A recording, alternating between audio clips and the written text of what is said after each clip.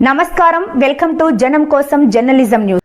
Warangal police division Mattewada ఠాణాలో గతంలో తప్పుడు కేసులు నమోదు చేసి పలువురిని ఇబ్బందులకు గురిచేశారంటూ అప్పటి ACP Nandiram Naik, Mattewada inspector T Gopireddy, sub inspector విఠల్ను డీజీపీ శివధర్ రెడ్డి సస్పెండ్ చేస్తూ సోమవారం ఉత్తర్వులు జారీ చేశారు.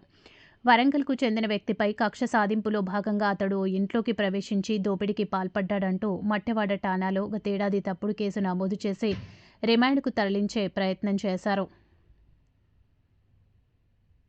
విషయం తెలుసుకున్న బాధితుడు తనపై తప్పుడు కేసు నమోదు చేశారని హైకోర్టును ఆశ్రయించారు. ఘటన జరిగిందంటూ చెబుతున్న సమయంలో తాను అక్కడ లేనంటూ అందుకు సంబంధించిన అన్ని ఆధారాలను కోర్టులో సమర్పించారు.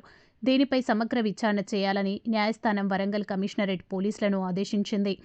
ఐపీఎస్ అధికారి దీనిపై విచారణ చేసి ఉన్నతాధికారులకు నివేదిక అందజేశారు.